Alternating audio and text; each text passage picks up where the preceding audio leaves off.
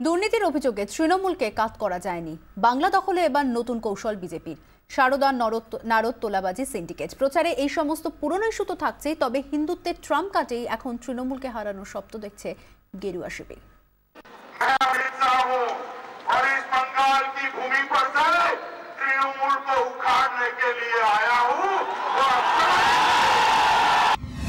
লোকসভায় বড় জয়ের পর এ রাজ্যে পদ্ম ফোটানোর স্বপ্ন দেখেছিলেন অমিত শাহ। স্বপ্নই থেকে যায়। বিধানসভা নির্বাচনে কাজ করেনি মোদি ম্যাজিক। 3 বিধায়ক পেলেও 17% থেকে 10% নেমে আসে বিজেপির ভোট।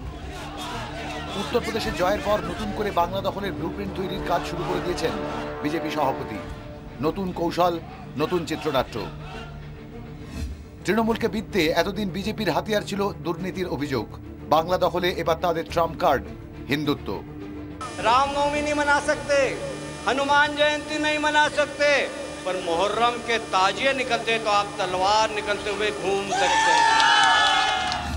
লোকসভা নির্বাচনের আগে কংগ্রেস মুক্ত ভারতের ডাক দেন নরেন্দ্র মোদী। কংগ্রেসকে হারাতে পারে বিজেপি, আঞ্চলিক দলকে নয়। এই মিথ উত্তরপ্রদেশে ভেঙে যাওয়ার পর এবার বিরোধী মুক্ত ভারতের ডাক দিয়েছেন মোদী শাহ। দাক্ষিণাত্যে কেরল, তামিলনাড়ুতে থাবা বসানো এখনো কঠিন। লড়াই হবে কর্ণাটকেও।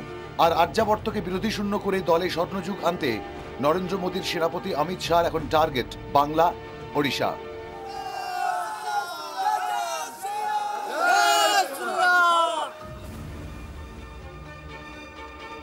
রামনবমী, হনুমান জয়ন্তীতে গেরুয়া শিবিরের নজিরবিহীন মিছিল। রাজ্যে পা রেখে আদিবাসী পরিবারে অমিত শাহর পাত পেড়ে মধ্যাহ্ন ভোজন। বাংলা দখলে বিজেপির হিন্দু ভোট এককাট্টা করার চেষ্টায় দেখেছে রাজনৈতিক মহল। কিন্তু উত্তরপ্রদেশে 20% সংখ্যালঘু ভোট, পশ্চিমবঙ্গে 27%। রাজ্যে 125টি বিধানসভা আসনে 20%-এর বেশি সংখ্যালঘু ভোটার। ফলে কড়া ডোজের হিন্দুত্ব থাকলেও বাংলা দখলে বিজেপি আরও কিছু কৌশল নিচ্ছে বলে মনে করছে রাজনৈতিক মহল, যার মধ্যে রয়েছে রাজ্যের তৃণমূল বিরোধী শক্তিগুলিকে যতদূর সম্ভব নিজেদের দিকে আনার চেষ্টা। আর তৃণমূলের ভোট ব্যাংক প্রান্তিক মানুষের কাছে আরও বেশি করে পৌঁছে যাওয়া। আর এসব কিছুর মধ্যেই কখনো প্রকট, কখনো প্রচ্ছন্নভাবে বিজেপি হিন্দুত্বকে জুড়ে দেওয়ার চেষ্টা করছে বলে মনে করছেন বিশেষজ্ঞরা। সীমান্ত এলাকায় অনুপ্রবেশের মতো ইস্যুতে এতদিন এই কৌশল কাজে লাগিয়েছে তারা। এবার গোটা রাজ্যেই তা ছড়িয়ে দিতে চাইছেন অমিত শাহরা।